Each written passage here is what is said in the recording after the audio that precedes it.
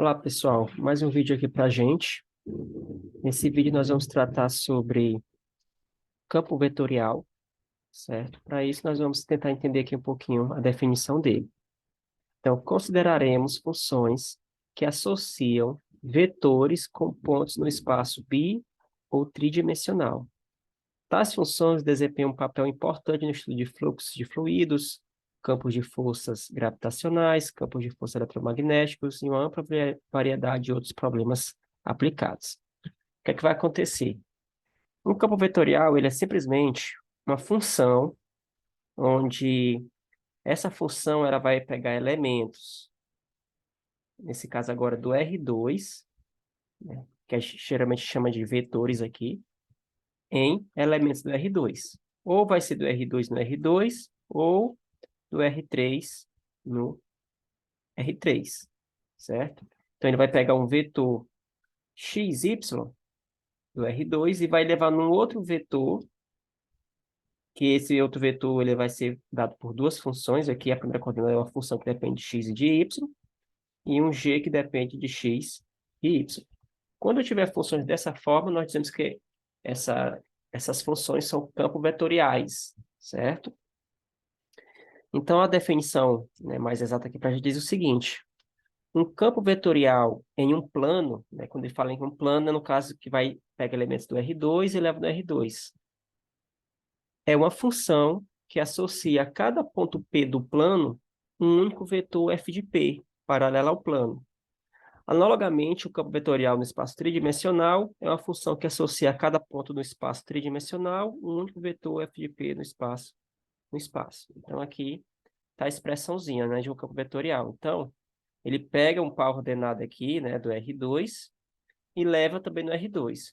Só que, geralmente, nos livros, ele não coloca como eu coloquei anteriormente, f de xy, né? Eu tinha comentado no vídeo anterior, mas isso aqui é a mesma coisa. Eu escrevi isso aqui, ó. F de xy, g de xy. Só que ele coloca em função dos vetores da base canônica, que chama, né? Os vetores unitários. E é a mesma forma aqui para a função que vai de R3 em R3, né? Só que entra uma variável a mais aqui, f, g e h. Mas, geralmente, quando a gente for responder as questões, esse f ele vai ser trocado por um x e o CG vai ser trocado por um y. Vai já ver alguns exemplos. Então, onde é que é utilizado campos vetoriais? Na verdade, um campo vetorial ele é uma forma de representar o que está acontecendo em um certo ponto do plano no espaço, né? A força que está atuando em um determinado ponto do plano do espaço. Por um exemplo do plano, a gente pode imaginar, por exemplo, o fluxo de um rio, né? Imagina aqui que está o rio, né? Aqui o fluxo dele, do rio. A gente observa, né, que aqui ele está mais largo, e cada ponto que eu pegar aqui do rio, né, que vai ser, nesse caso, um ponto do plano, certo? Cada ponto que eu pegar aqui, eu vou associar ele com um outro vetor do R2. Esse outro vetor do R2, a gente está sendo representado por essa setinha aqui em azul, certo? Cada ponto aqui vai ter um vetor. Na verdade, aqui existe uma infinidade de vetores, né? Só que isso só representa alguns. Mas o que é que a gente observa? Quando eu pego pontos aqui do rio, onde o rio está mais estreito, o que é que acontece? Esses vetores, né, as imagens desses vetores aqui, desses pontos, eles se tornam maiores. O que isso aqui quer simbolizar para a gente? Que nesses pontos onde o rio está mais estreito, o fluxo ele aumenta, né? Ou seja, em outras palavras, a correnteza fica mais forte. Então, o nosso domínio XY, o que é que vai acontecer? Ele vai representar o ponto aqui que eu estou pegando do rio, e a imagem desse ponto pelo campo vetorial, ele está sendo representado por um vetor, onde esse vetor ele dá a direção, né? A direção, o sentido e também a intensidade, certo? Quanto maior o comprimento do vetor, é porque maior a intensidade está sendo naquele ponto, né? Ou seja, maior está sendo a correnteza. Então, se a pessoa estiver aqui, nesse ponto aqui do rio, deixa eu apagar bem aqui. Por exemplo, está bem aqui a pessoa, né? Está sendo levada pelo rio. O que é que acontece? Está dizendo que bem aqui a pessoa vai começar a pegar uma velocidade maior, o rio vai começar a aumentar a correnteza e ela vai ser carregada mais rápido, né? Para demonstrar isso, que está sendo carregada mais rápido vai ter uma correnteza maior nesse ponto, a gente representa através de vetores. No caso do R3, que a gente pode pegar, por exemplo, o campo vetorial gravitacional, né? O campo gravitacional da Terra, né? O que é que acontece? Quando a gente está assim, imagina que a gente está na órbita da Terra, né? Quanto mais a gente se afasta da Terra, o campo vetorial, né, que a Terra exerce sobre o corpo, ele se torna menor, né? Essa representação está sendo feita através dessas setinhas aqui pequenas, ó. Quando eu pego aqui, eu estou aqui no espaço, né? Quanto mais longe da Terra, o campo gravitacional da Terra ele vai se tornando menor. À medida que eu me aproximo da Terra, eu fico mais me aproximando, vai tendo o campo gravitacional vai aumentando. Aí, à medida que vai aumentando, eu vou me aproximando, vai se tornando maior e cada vez mais a Terra puxa, né, a pessoa para ela com uma velocidade maior, né? Então, esses são dois exemplos que eu peguei aqui por causa do R2 e aqui do R3. O que é que acontece? Esses campos gravitacionais, geralmente, eles podem ser expressos através de funções, né? Fórmulas de funções que descrevem esses vetores, essa representação. Para a gente ver aqui, ó, um caso, aqui um exemplo simples, está aqui o desenho, né? Geralmente, os campos vetoriais, eles são desenhados, traçados, através de computadores, né? Programas de computadores, que não tem como a gente fazer setinha por setinha aqui. Mas aí a gente pode entender como é que ele chega nessa representação através de uma função, né? Dessa função vetorial aqui, ó, por exemplo. Tem a função f de xy, que ela pega um elemento xy e leva em menos yi mais xi. Novamente, o que é que isso aqui está dizendo? É simplesmente isso, ó. Está pegando xy e está levando em menos yx. Para eu tentar mostrar como é que chega nesse campo vetorial, vou pegar aqui um exemplo. Vamos só fazer aqui ter uma noçãozinha de como é que a gente chega nesse campo vetorial aí. O certo mesmo era a gente ter um pouquinho de base de geometria analítica, né? Estudar um pouquinho de vetores em geometria analítica, mas eu creio que vocês, acho que eu já perguntei para vocês em sala de aula, e vocês não estudaram, né, parte de geometria analítica. Mas o que é que acontece? Ó? Por exemplo, como esse aqui é xy, está levando do plano no plano, né? Vetores xy está levando em vetores do plano. Para eu saber, por exemplo, qual está sendo o vetor no ponto 1, 0, vou pegar aqui o ponto 1, 0. Está bem aqui o ponto 1, 0. Se eu for calcular a imagem do ponto 1, 0, o que é que vai acontecer? Ó? F de 1, 0. Eu vou substituir bem aqui, ó. Onde tiver x eu boto 1 e onde tiver y eu boto 0. Quando eu substituir aqui, quem vai ser o f de 1, 0? Vai dar o ponto 0, 1. Ponto 0, 1, eu vou botar esse ponto bem aqui, ó. 0, 1, o 0, 1 está aqui. Ponto 0, 1. A imagem do ponto 1, 0 pela função. Esse ponto 0, 1, a gente vai representar ele não através somente desse ponto, é através de um vetor, que ele está partindo da origem, e com extremidade aqui no ponto 1, 0. Esse vetorzinho aqui, o que é que vai acontecer? Eu vou pegar ele e vou colocar... É como se o vetor ele não é algo fixo, né? Quando eu represento na forma vetorial um ponto, um vetor, eu posso translandar ele para qualquer região do plano. O que é que vai acontecer? Eu vou pegar esse vetorzinho bem aqui, que é a imagem do 1, 0 por essa função vetorial, e vou colocar a origem dele, que é o ponto de partida aqui dele, em cima do ponto 1, 0. Ou seja, é como se fosse mover esse vetor bem aqui, que está destacado, bem para cá. Ó. Opa, deixa eu ver se eu desenho melhor aqui. Eu vou transladar ele, a origem desse vetor, para o ponto 1, 0. Aí esse vetor está aqui agora. Ó. Vou pegar agora o ponto 1. Ponto 1. Vou calcular a imagem do 1. Quem vai ser o f de 1? Se eu pegar 1 e 1 e aplicar aqui, ó, x e y e x aqui na expressão, vai ficar menos y. Quem é o y? É 1, então vai ficar menos 1 e 1.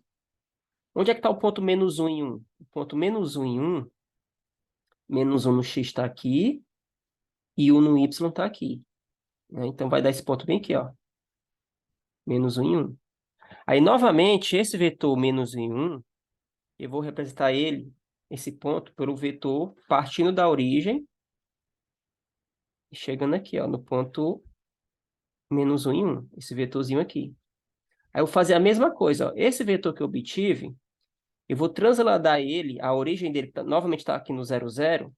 Eu não vou colocar mais ele no 0, 0. Vou colocar ele em cima do 1, 1. Deixa eu botar aqui, ó.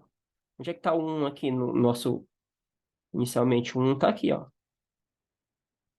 Tá aí o nosso 1. Em cima desse ponto 1, eu vou colocar agora esse vetor que eu obtive. Então, ele vai ficar um vetor assim, ó. Eu vou transladar esse vetor aqui, a origem dele em cima do 1. Então, vai dar um vetor para cá. Certo? Quando eu fosse fazer essa brincadeira com todos os pontos do plano, né? Por exemplo, no 1, aqui, ó, no 0, 1. Quem seria o f de 0, 1?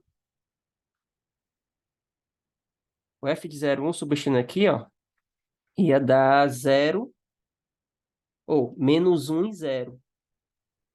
Onde é que está o ponto menos 1 em 0? Menos 1 em 0 está aqui, ó. Menos 1 em 0. Aí eu vou representar o menos 1 em 0 pelo vetor aqui, ó. Esse vetorzinho aqui.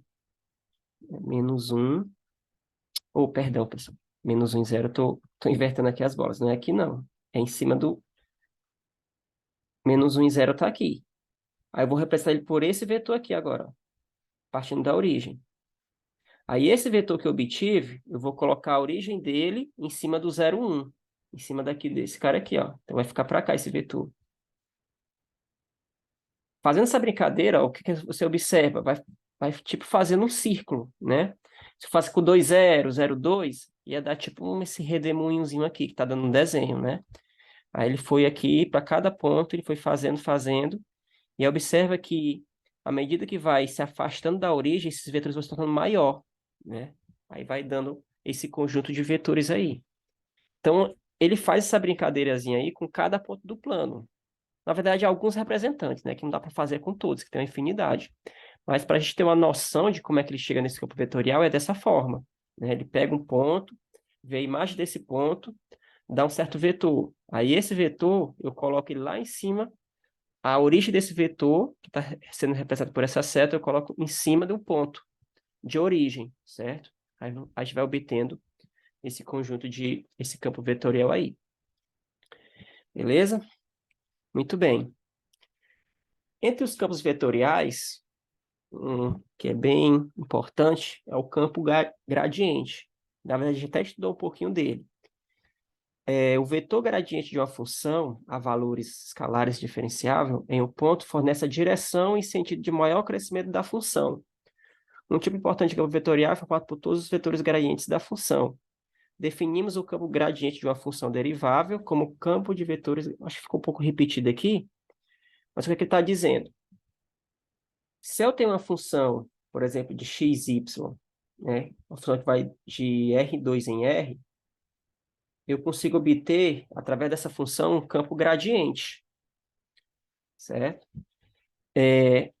Esse campo gradiente, como é que a gente vai formar ele? Ele vai ser formado por uma função onde a primeira coordenada vai ser a derivada da função em relação a x, se for de duas variáveis, né, a derivada em relação a x e a derivada em relação a y. Se for de três variáveis, a mesma coisa, só que vai ter uma variável a mais, derivada em relação a z. E esse campo gradiente, uma característica dele, é que ele fornece a direção e sentido de maior crescimento da função. Vou já explicar isso aqui através de um exemplo aqui, certo? Mas para isso, vamos pegar, por exemplo, esse caso aqui, ó. Eu tenho a função xy dada dessa forma, né? Que é uma função que está indo de R2 em R. Como é que eu calculo o gradiente dessa função? É bem simples, pessoal, ó. O gradiente dessa função vai ser dado pela seguinte expressão. Eu vou pegar essa função, isso aqui, e vou derivar em relação a x, parcialmente, né? A representação é essa. derivar parcialmente em relação a x. Já aprendeu isso aqui. Como é que deriva isso aqui em relação a x? Se eu derivar em relação a x, o y é constante. Então, nesse caso, repete o y e deriva o x ao quadrado. Derivada de x ao quadrado dá 2x. Então, vai ficar 2x, y. Derivada disso aqui em relação a x, como isso aqui é uma constante, derivada de uma constante é zero. Então, vai ficar isso aqui só. Quanto é que vai dar a derivada de f em relação a y? Agora, x é constante. Então, derivando essa primeira parcela, x ao quadrado é constante, derivada de y dá 1. Então, vai ficar x ao quadrado. E derivada disso aqui em relação a y, vai dar menos 3y ao quadrado. Então, o gradiente dessa função vai ser 2x, y.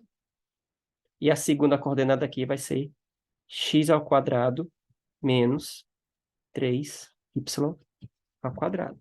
Então, tá aí o gradiente da função. Outro exemplo aqui. Deixa eu botar aqui para a gente. Suponha que a temperatura T em cada ponto aqui do espaço, né, que são 3 variáveis, em uma região do espaço seja fornecida pela seguinte expressão, né? Eu pego um ponto do espaço, sei lá, imagine você está numa sala fechada, né? Onde ela está sendo representada por pontos no plano. Aí, para cada ponto ali naquela sala, eu consigo saber a temperatura através dessa expressãozinha aqui. Aí eles dizem que f de x, y seja definida pelo gradiente de t. Aí ele quer saber encontrar o campo vetorial de f, o campo vetorial f. Ou seja, ele está dizendo que f é o gradiente de t. Então, f ó, é igual ao gradiente de t. Então, vou simplesmente calcular o gradiente dessa função. Como é de 3 variáveis, o gradiente dessa função vai ser o seguinte. Vai ser a derivada da temperatura em relação a x, derivada de t em relação a y, e a derivada em relação a z. Então, se eu derivar isso aqui em relação a x, vai dar o quê? Essa função aqui em cima. Vou derivar em relação a x. Derivada de 100, a derivada constante dá zero. Derivada de menos x ao quadrado vai dar menos 2x. Derivada de t em relação a y vai dar menos 2y. E derivada em relação a z dá menos 2z. Então, o campo vetorial aí vai ser dado dessa forma, certo? Então, o que é que isso aqui está querendo dizer para a gente? Ó? Então, imagina aqui, ó. Suponha que eu estou no espaço aqui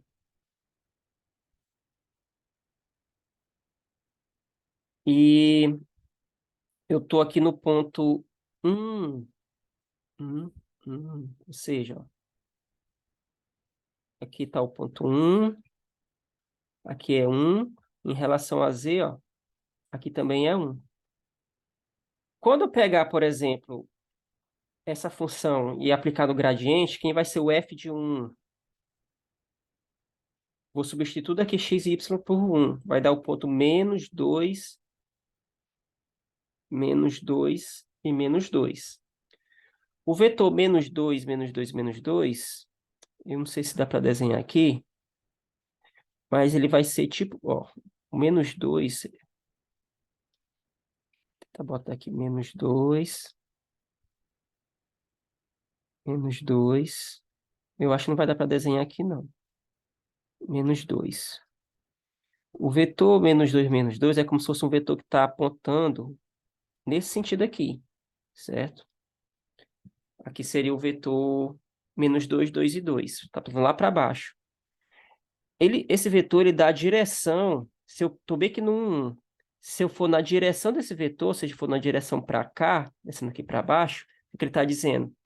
Se eu mover do 1 nessa direção, eu vim nessa direção, a temperatura ela vai aumentar, né? Em todas as direções que eu posso mover aqui, sair do ponto 1, se eu sair nessa direçãozinha bem aqui, é a direção em que a temperatura ela vai aumentar. Entre todas as direções é que dá a maior temperatura, né? Se eu me mover nesse sentido aí, partindo desse ponto, certo?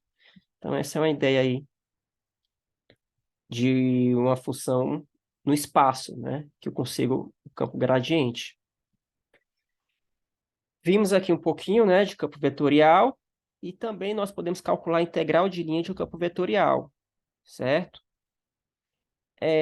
Aqui eu botei uma definição de campo conservativo, mas a gente não vai nem utilizar ela não, mas só para título de curiosidade, quando é que um campo é conservativo? Ele é conservativo quando ele for o gradiente de alguma função, certo? Ou seja, se existiu alguma função que o f ele é o gradiente dessa função, então é porque esse campo vetorial ele é chamado de campo conservativo. Aí tem uns detalhezinhos aí, uns teoremas sobre campo conservativo, mas a gente não vai entrar nesse detalhe aqui, não. A gente só vai aprender mesmo como calcular a integral de linha de um campo vetorial. Que para calcular é bem parecido lá com o caso de integral de linha de uma certa função f, né? F minúsculo, que a gente já viu no vídeo anterior. Então, seja f um campo vetorial, com componentes contínuos, definidos ao longo de uma curva lisa, parametrizada, né, pela seguinte curva aqui, né? A seguinte parametrização, a gente já viu isso aqui anteriormente. Então, a integral de linha de f ao longo dessa curva vai ser dada pela seguinte fórmula, né? Integral de f dr ao longo desse caminho vai ser a integral de a até b de f de r de t vezes r' de t. Essa nomenclatura aqui, do jeito que está aqui, é um pouco abstrata, a gente entender ela, né? Eu vou logo botar um exemplo para explicar para vocês como é que a gente vai calcular essa integral de linha, né, sobre uma curva, onde sobre essa curva está agindo um campo vetorial, certo? Se vocês depois, né, título de curiosidade, forem darem uma lida aí nos livros, vocês vão ver que isso aqui é simplesmente o trabalho realizado por um campo vetorial, né? Se eu andar sobre essa curva, esse trabalho, dependendo do campo vetorial, esse trabalho pode dar positivo ou negativo. Isso aí varia muito do campo vetorial que a gente está trabalhando. Então, para a gente entender melhor aquela definição, eu quero calcular a integral de linha do seguinte campo vetorial. Aí eu já dei aqui a expressão do campo vetorial, ó, cosseno de x, y mais seno de xj. Isso aqui, novamente, é a mesma coisa disso. Ó, cosseno de x, seno de x. Onde C é a curva orientada pela seguinte expressão, né? O C, novamente, isso aqui pode ser escrito da seguinte maneira, ó. Π sobre 2t, certo? Onde é que ele está dizendo que o t está variando de 1 até 2. Essa curva aqui, tá bem, para a gente entender melhor, está sendo bem aqui no desenho, ó. O que é que essa curva aqui está, essa parametração está dizendo para a gente? Que eu tenho um ponto partindo daqui, certo? Que é quando o t está sendo 1, está partindo do ponto menos π sobre 2, 1, que é esse ponto aqui, e o t está indo de até 2, então ele está indo daqui para cá, ó. Está movendo nessa direção, essa curva, né? Mas então uma partícula aqui, e sobre essa partícula está agindo o campo vetorial. E eu quero calcular a integral de linha, certo? Então, para a gente calcular isso aqui, o que é que vai acontecer? Como é que a gente vai fazer o cálculo? A integral de linha da função f de r, da função, lá pela definição integral de a até b, ó, o a aqui é 1, e o b aqui é 2, de 1 até 2. Aí o que é que eu vou fazer? Ó? Onde tem x aqui, nesse caso está só em função de x, né? Onde tem x eu vou substituir pela primeira coordenada aqui da função paramétrica, né? Nesse caso aqui é o nosso x e aqui é o nosso y. Então vai ficar o seguinte, vai ficar, quando eu substituir, vai ficar cosseno de x. Quem é x? É menos π sobre 2, vai ficar menos π sobre 2.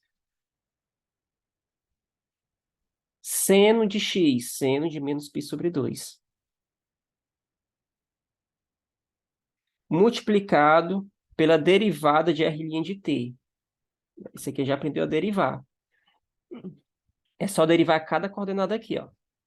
Derivando isso aqui em relação a t, vai dar 0. Derivando isso aqui em relação a t, vai dar 1. Então, aqui é vezes 0, 1 dt. Aí vamos aqui, continuando. Vai ficar a integral de 1 até 2 o cosseno de π sobre 2, ele é igual a zero, certo?